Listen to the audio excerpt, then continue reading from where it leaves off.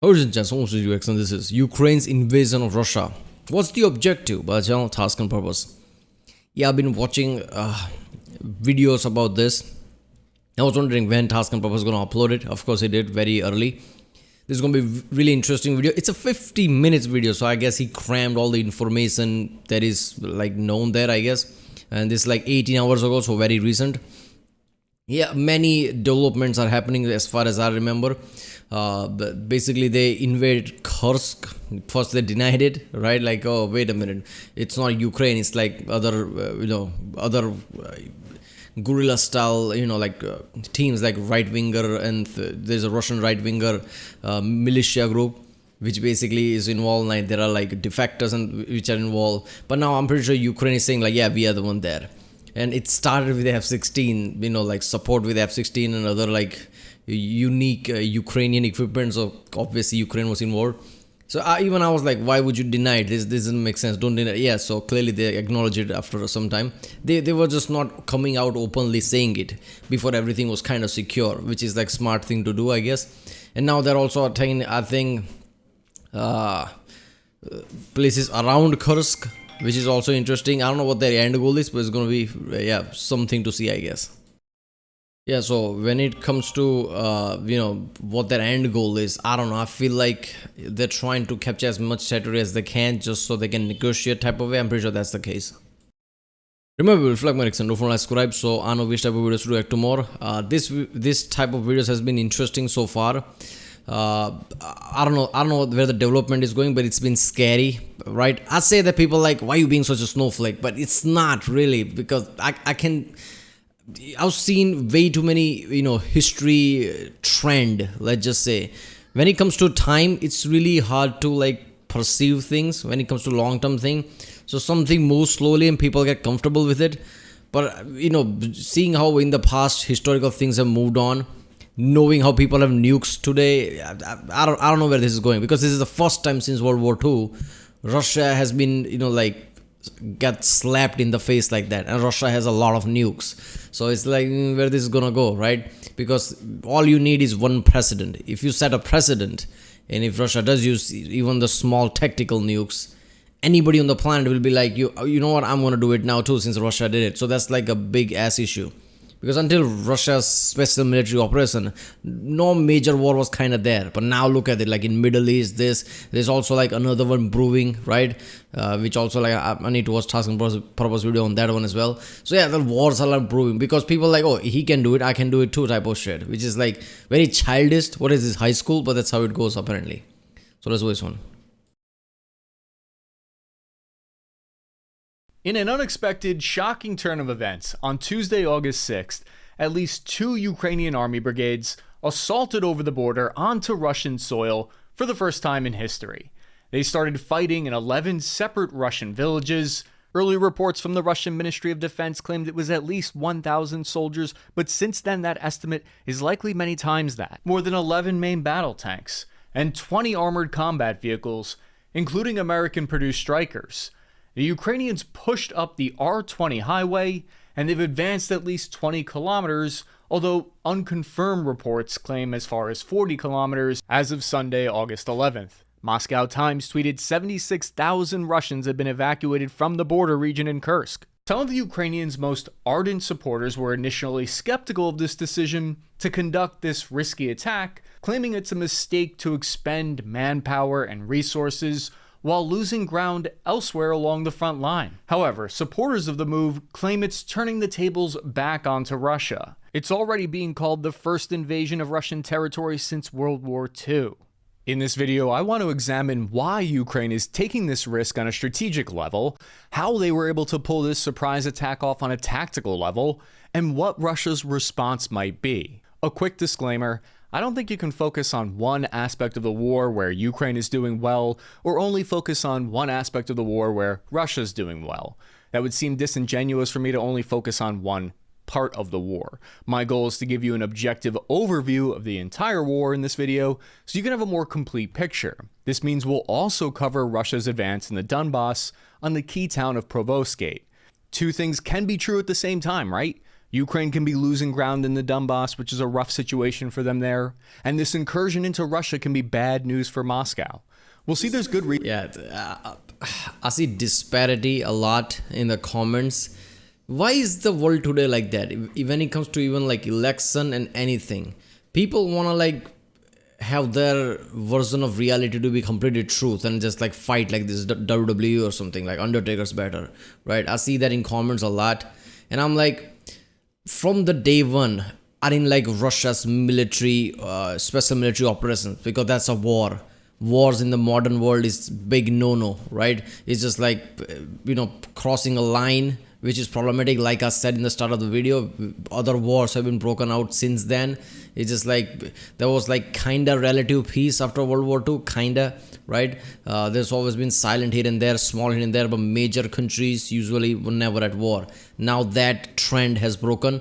So that's a problem. So I don't like Russia's military, special military operation, basically invasion of Ukraine. Outside that, day one. But even when I talk about what strength Russia has, like historically, and like whatever capability Russia has, how's this gonna go? People are like, oh, Russia has nothing. Oh, Russia has paper tiger. I mean, it's not really. I mean, you might be right. I'm not saying you're wrong, but right now that's not how it's looking. War is still ongoing. Russia's response is still there, right? Russia hasn't responded yet.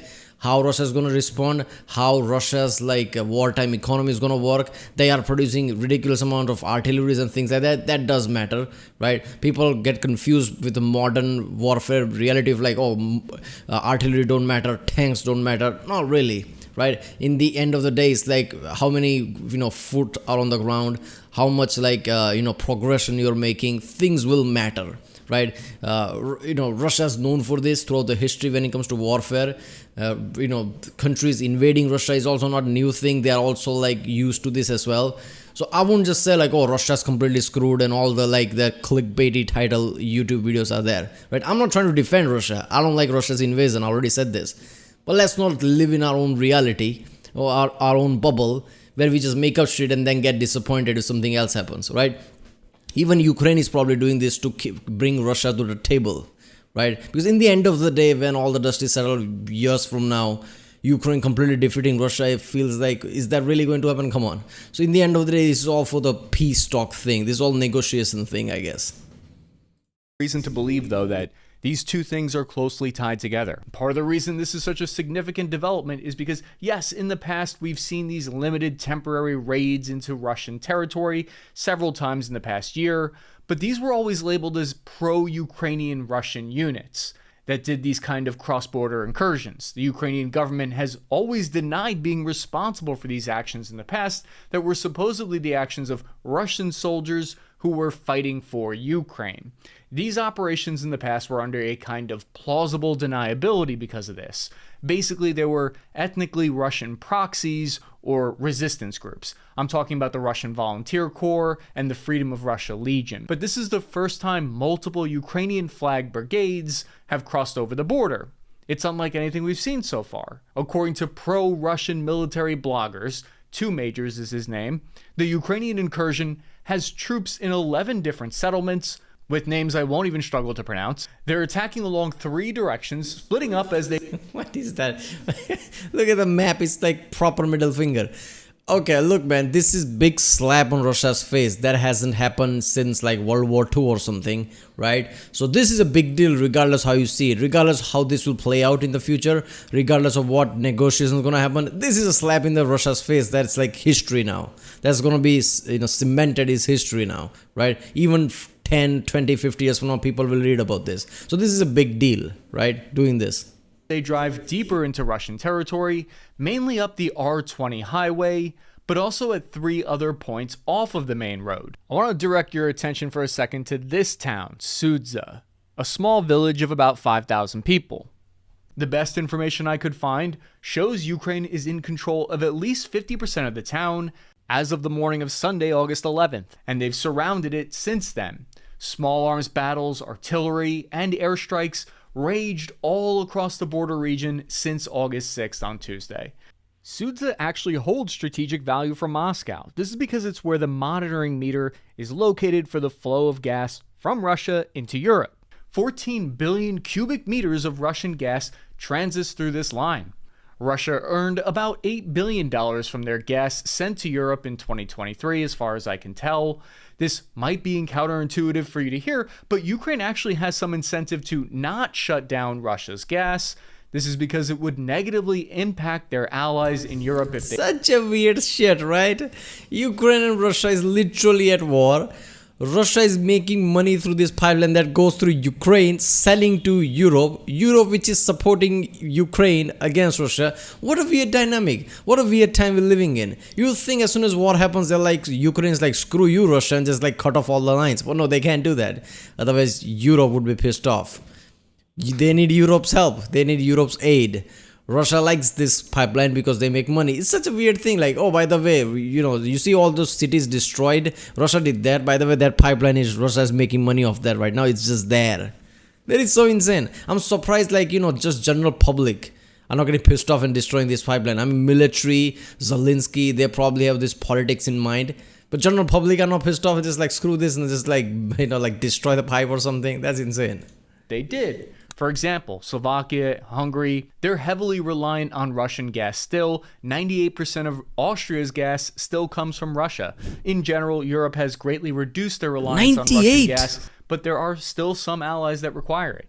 The Sudza facility is the only point of entry for Russian gas into the European Union, and it's located right on the border with Ukraine here. But the thing is, if Russia suddenly say, like, screw it, I'm gonna sell it to only China, North Korea, and whatever, like, screw it, Iran and other countries that I can find gas, and cut off complete supply to Europe. I don't know, can logistically that happen?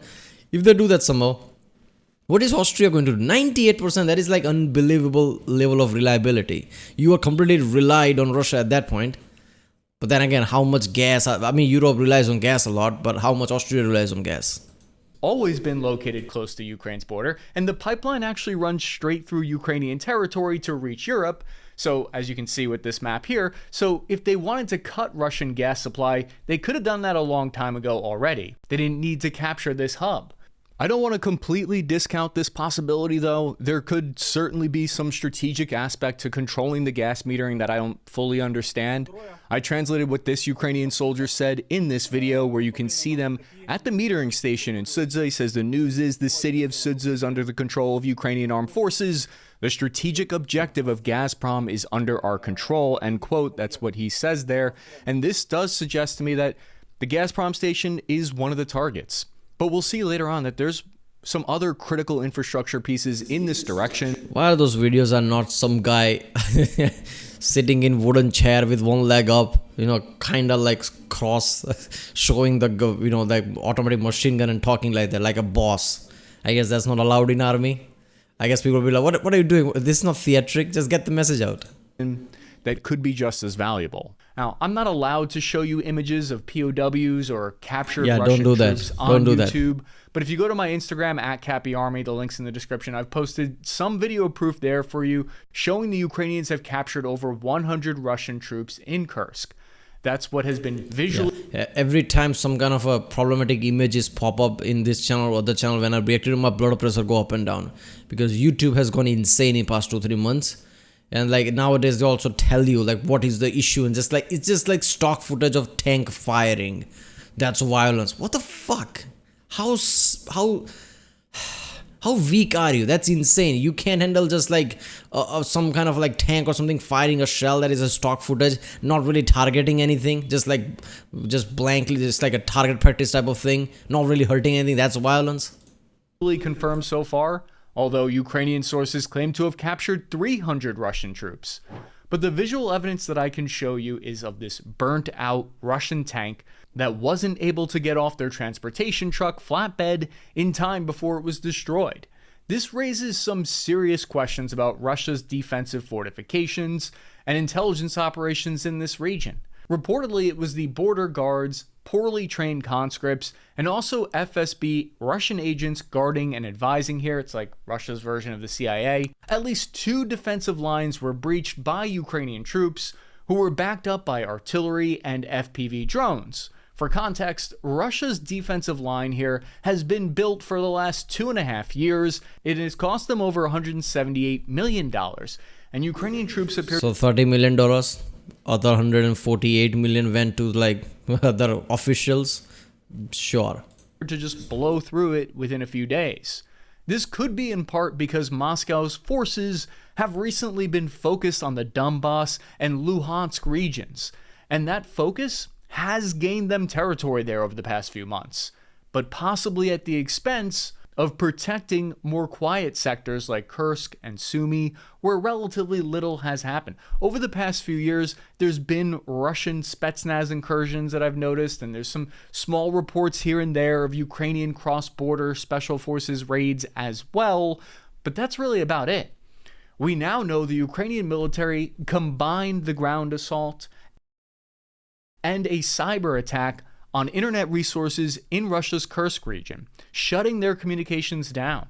A massive DDoS attack by Ukraine shut down their services, likely made communications and calling for reinforcements difficult for Russian units. Because as we know from other reports, that basically they stated that Russian troops on the ground are making a lot of use of their personal cell devices. So cutting off personal communications to cellular devices could have interrupted military chain of command. One of the most interesting things that stuck out to me, though, about the attack came from a pro-Kremlin military blogger who claimed that he saw the Ukrainian units bringing in bulldozers and engineering equipment and building fortifications.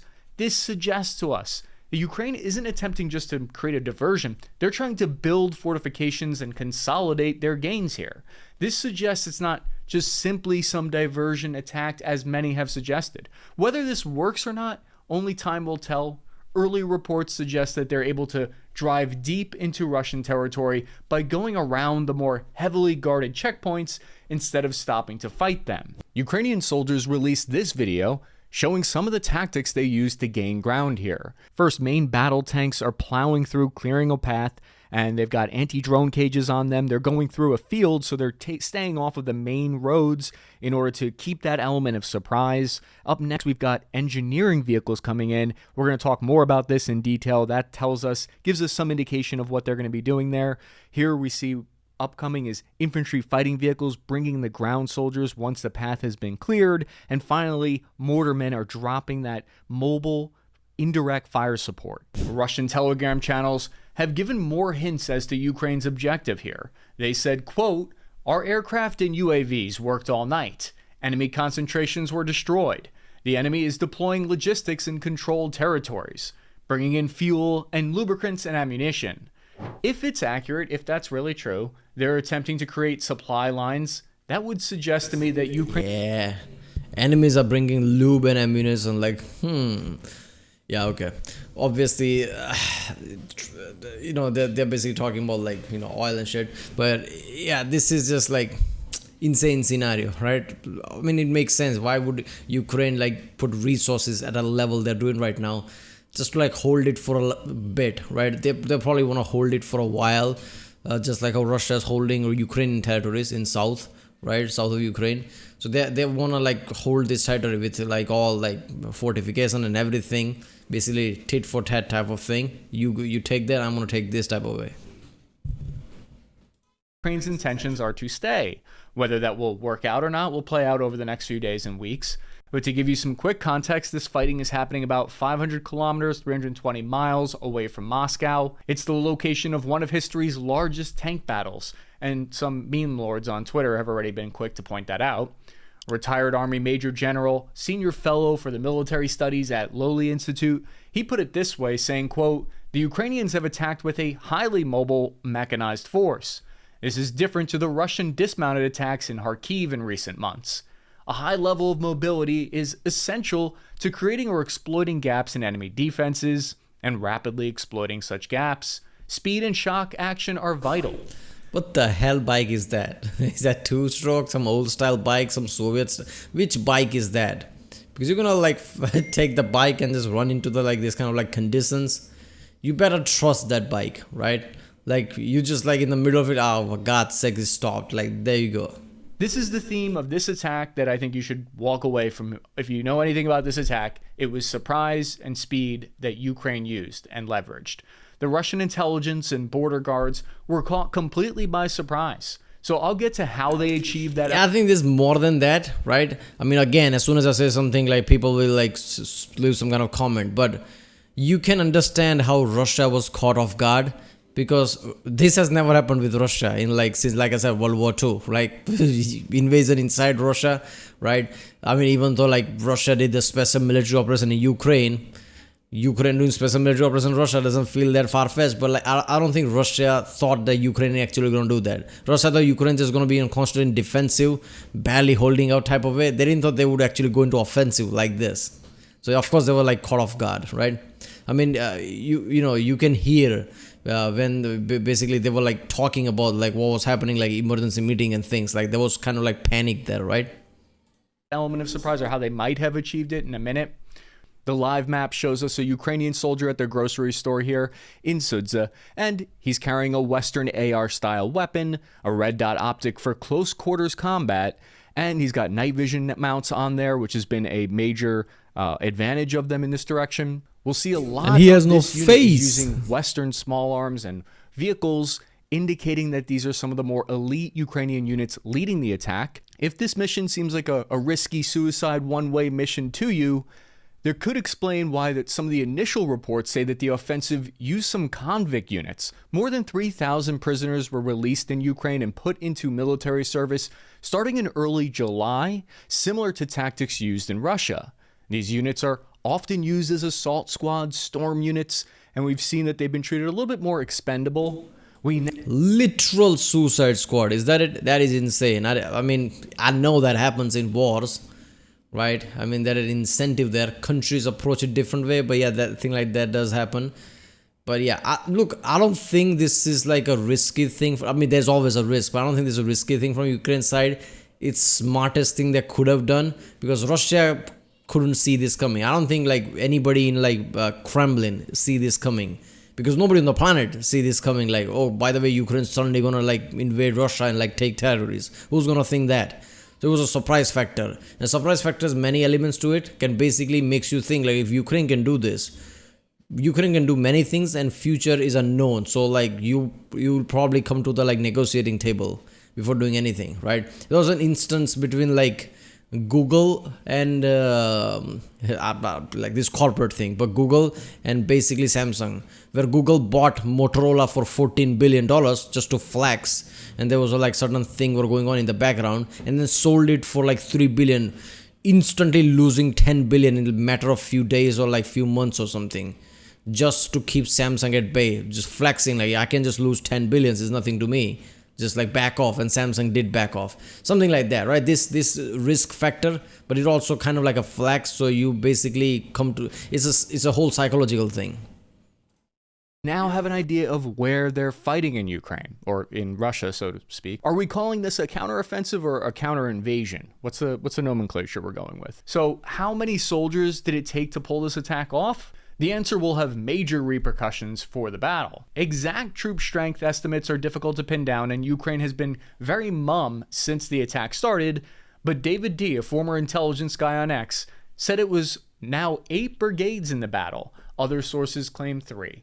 But this is a wide range. It could be as many as 2,000 soldiers, 1,000, but the wildest estimates I've seen are 25,000 soldiers. It took Russia 50,000 troops to gain similar amounts of territory in Kharkiv, so it's not impossible, although they only dedicated 15,000 to the attack.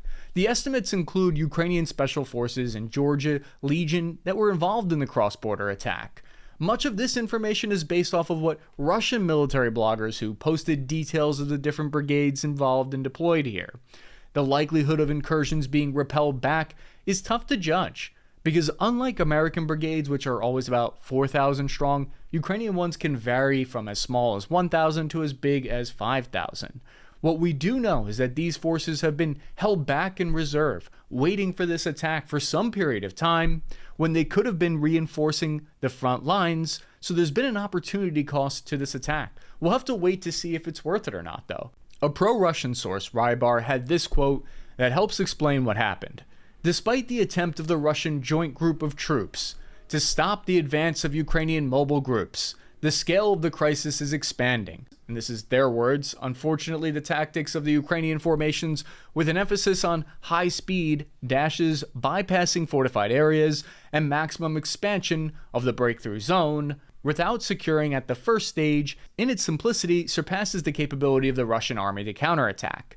They claim Ukraine has reached the town of Soldatskahe. To give you an idea of why Ukraine might want to divert troops of Russia's troops away from nearby Kharkiv, I don't know if people know this right now, but Russia is close to being within artillery range of Kharkiv. If they're able to advance another 10 kilometers and capture Lipsy, then they would be within tubed artillery range of Ukraine's second largest city. This would be devastating for them, and it could help explain why they're taking this risk. The Kursk region in Russia is 30,000 square kilometers. For context, it has a population of 1 million people, and it would probably take an entire corps or 100,000 soldiers to capture. So what is Ukraine really doing here? What's their objective? There are 3 possible goals that have been floated outside the gas metering hub that we'll get into. 1 is to force Russia to divert troops away from other parts of the front line. 2 is morale. And 3 is possibly to trade land in future negotiations. History has a lot of examples of this strategy being used. At the end of the Korean War in 1953, during the armistice negotiations, both sides used their control of specific territories as bargaining chips. Israel in 1967, Six-Day War, they used their control over certain territories as leverage in peace negotiations. Control of land is often used in negotiations, but this would require that Ukraine actually holds on to the territory, so it'll be interesting to see if that happens. The attack is so brazen and unexpected, it's important to note the diplomatic response from around the world. Do countries support it or not? European Union spokesperson Peter Stano, he said, quote, Ukraine has the legal right to defend itself, including by striking at the aggressor on its territory.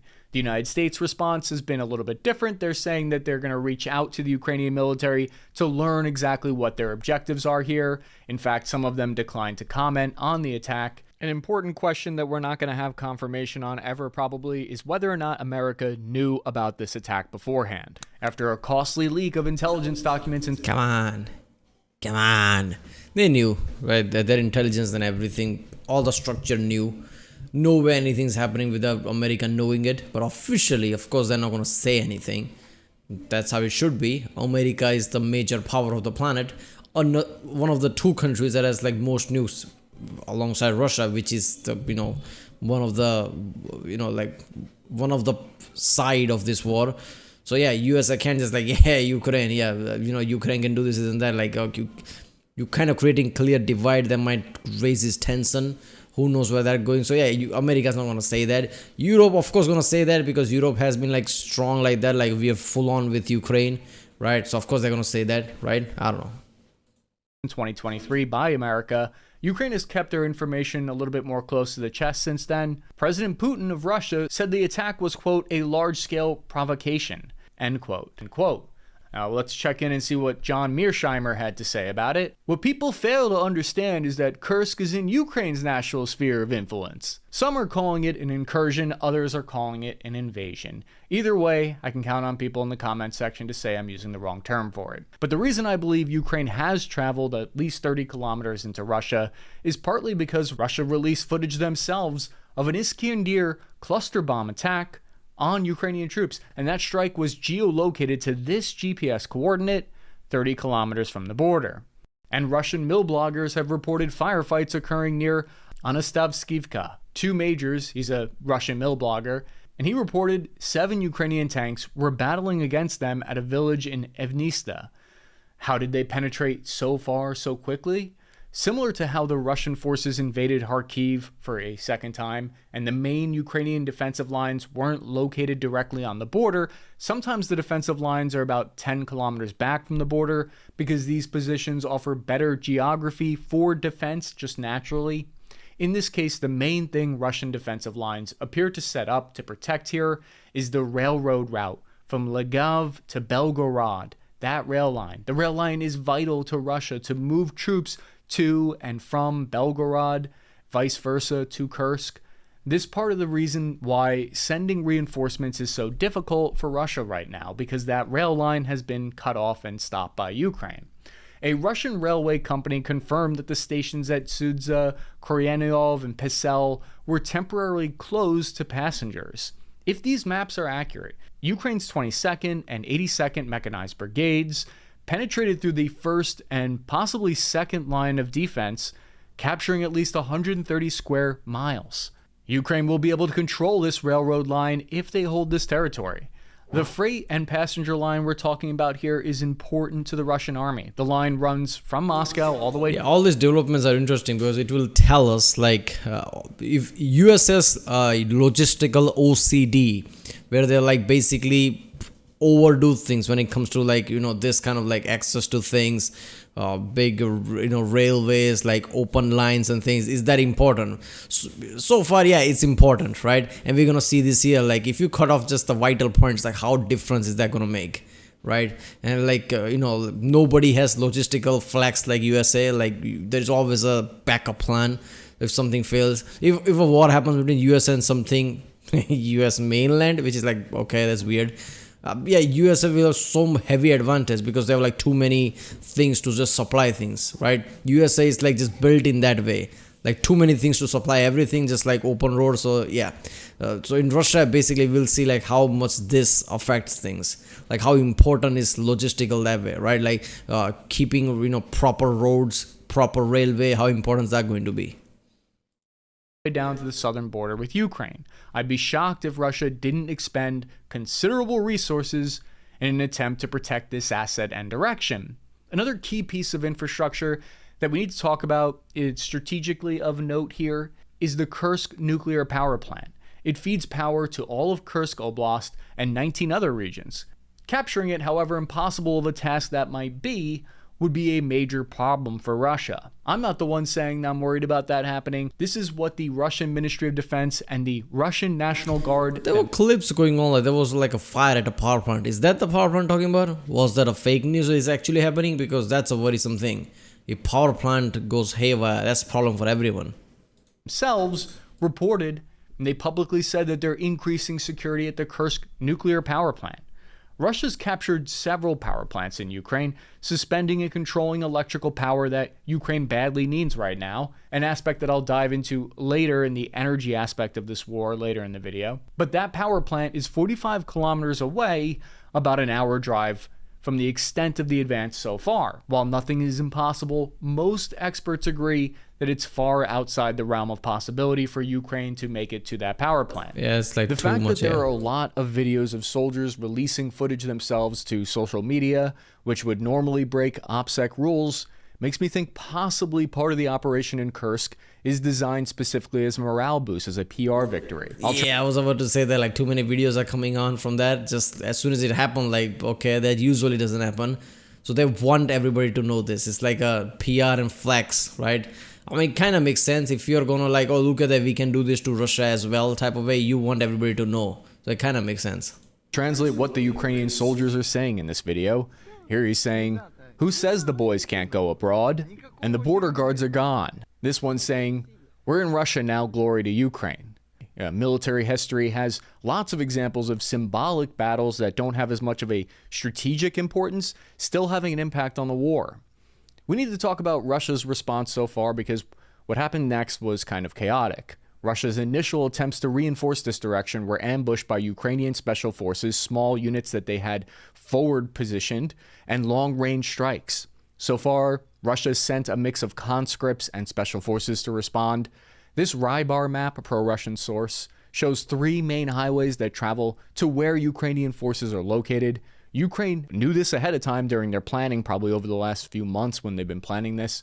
So according to preliminary reports, they've placed landmines on their flanks and used long-range HIMARS rocket strikes to hit reinforcements while they're en route. From the town of Rilskate, where they were struck with what appears to have been a HIMARS cluster munition, you can see the shrapnel peppered all over the vehicles that tore through them. It may have taken out an entire company. This is one of the reasons this operation wasn't really possible even a year ago, because Ukraine didn't have permission to use American-made long-range weapons on Russian territory until recently. One of the ways they might have done this is by hacking into traffic cameras that are commonplace along Russian highways. This essentially gave Ukrainian intelligence eyes on all of the highways.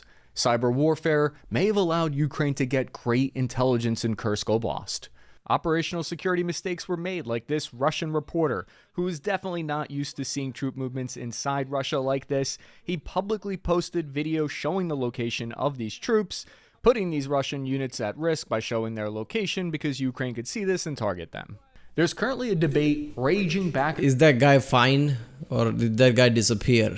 Because that's a worrisome thing right there. And forth about whether Ukrainian troops will be quickly repelled like past incursions, or if this is more of a serious development for Russia. But by August 9th and 10th, the ISW was reporting that Russian forces had counterattacked and had begun to stabilize the lines here. It appears like the extent of Ukraine's incursion may have been reached, although it is too early to tell yet. Why weren't there landmines all over here? Possibly because Russia just didn't imagine Ukraine would do this. This is one of the only times in history that a nuclear power has had territory taken away. That's what I'm saying, man. Nowhere Russia had any, like, oh no, of course they're not going to do that. They did that. Like, there's no mind, there's no preparation. They probably didn't thought of, like, if something like this happened, how we going to, like, mass troops and, like, send them. They're probably figuring out right now, because this is as surprise can be. Or has ever been invaded. The Kargil War of 1999 saw India and Pakistan, both nuclear powers, change some territory. It's maybe kind of a similar historical event. I mean, it's the closest I could get. This was considered a red line that Ukraine would not cross. I mean, India, Pakistan, India, China. It's like cat fight type of way. Pakistan, China always attacks. India has to respond. There you go. Because of Russia's nuclear weapons. It raises questions about the Russian-led Collective Security Treaty Organization, whose Article 4 says in the event of an attack, all countries would help Russia if they called for it.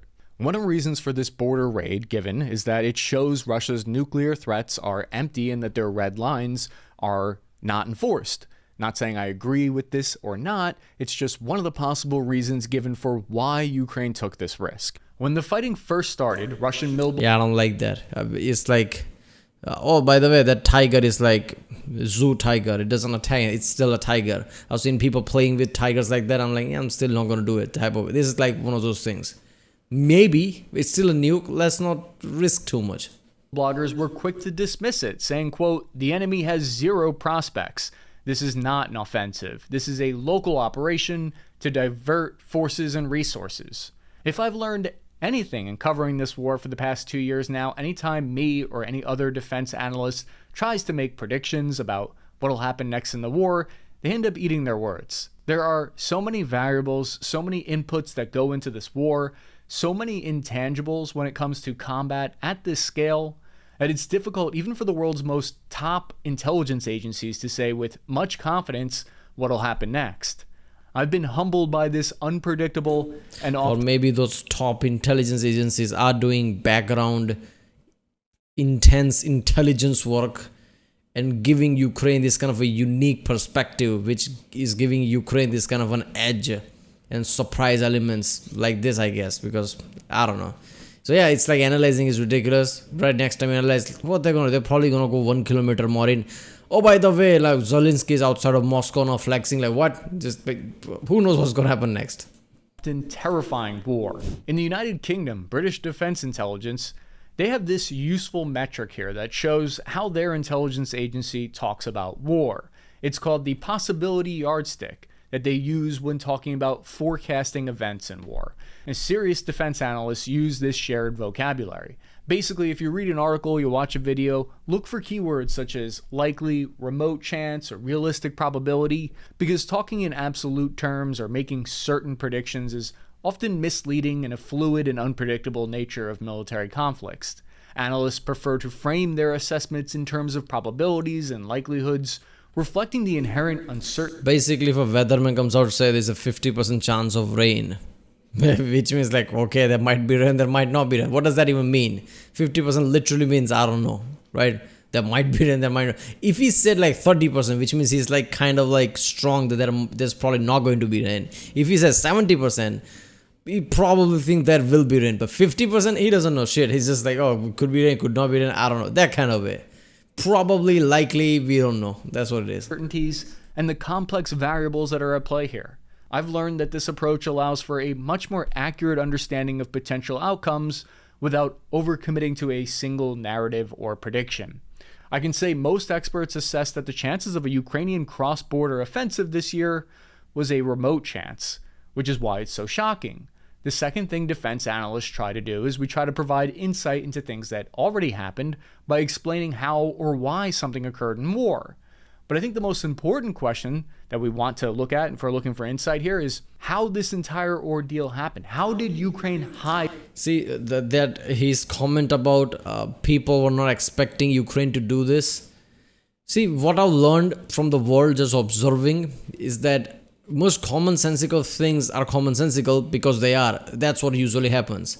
And there's a reason why people didn't expect Ukraine to do this. It's like, oh, by the way, your health is not so good. You probably can't climb Mount Everest. Sure, somebody can do it, but 10 out of 9 will die if the prediction is your health is not good. So yeah, one probably made it there, but 9 died. So the point is, yes, Ukraine did this. Nobody thought it, but there is a real risk there. Like, if they're not careful, Russia's counter offensive might be too much for Ukraine. So they have to look out for that. Alright, well, I'm going to stop now. I'll pick up the second part next time. If you like my reaction, don't forget to subscribe, and I'll see you next time.